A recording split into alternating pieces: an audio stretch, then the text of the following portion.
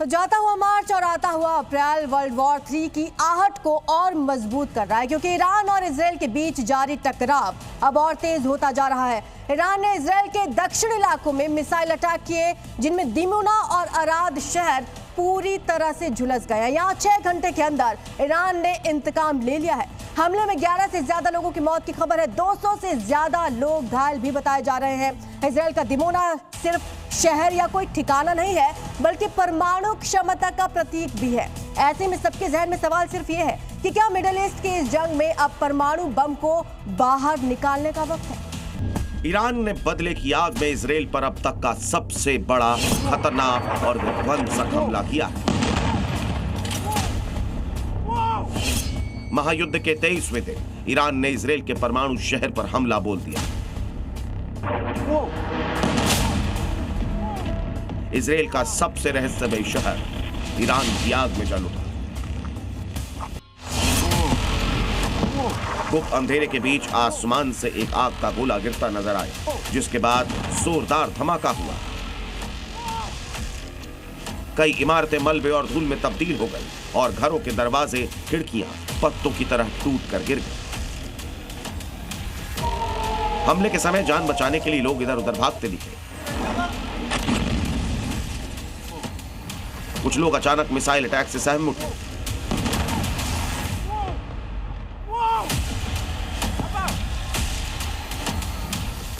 और इसी के साथ साथ ईरान ने नतांज न्यूक्लियर प्लांट पर हमले का बदला ले लिया। ईरान ने परमाणु केंद्र नतांज पर हमले के 6 घंटे के अंदर इजराइल के डिमोना शहर को निशाना बनाया, जहां इजराइल का प्रमुख परमाणु सेंटर मौजूद है।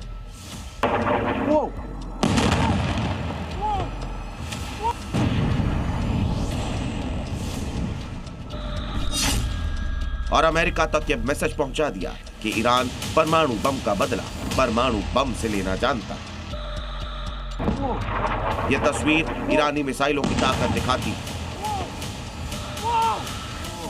IRGC ने डिमोना पर बैलिस्टिक मिसाइल दागी। यहां इजराइल का Shimon Peres Negev nuclear resource centre मौजूद है। यह इजरायली न्यूक्लियर प्रोग्राम का केंद्र है। यहां हैवी वाटर रिएक्टर और प्लूटोनियम पैदा किया जाता है, जो परमाणु बम बनाने के लिए जरूरी होता है। ऐसे में सोचिए, अभी तो ईरान ने इजराइल के परमाणु सेंटर के पास हमला किया है। अगर हमला उस जगह होता तो तबाही कैसी होती। ये दुनिया के किसी न्यूक्लियर प्लांट पर सबसे बड़ा परमाणु हमला होता,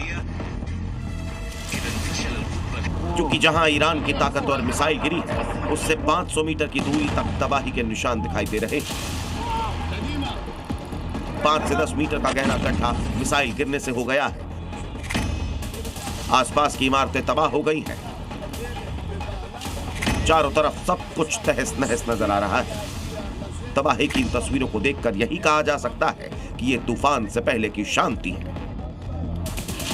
क्योंकि सवाल उठ रहा है कि डिमोना पर हमले का बदला इजराइल ईरान से कैसे लेगा। क्या ईरान के न्यूक्लियर साइट्स पर हमले तेज किए जाएंगे? डिमोना पर हमला इजराइल की रूह पर हमले के बराबर है। इसे 1960 के दशक में फ्रांस की मदद से बनाया गया था। लेकिन यहाँ सवाल इजरायली डिफेंस सिस्टम पर भी उठ रहा है, जो एक नहीं बल्कि ईरान के हमलों में बीती रात 2 शहरों डिमोना और अराद में नाकाम साबित हुआ है। यही कारण है कि ईरानी सेना इसे नेतन्याहू के लिए किसी बुरे सपने जैसा बता रही है। युद्ध क्षेत्र दुश्मन के लिए पहले से भी संकरा और कठिन हो जाएगा।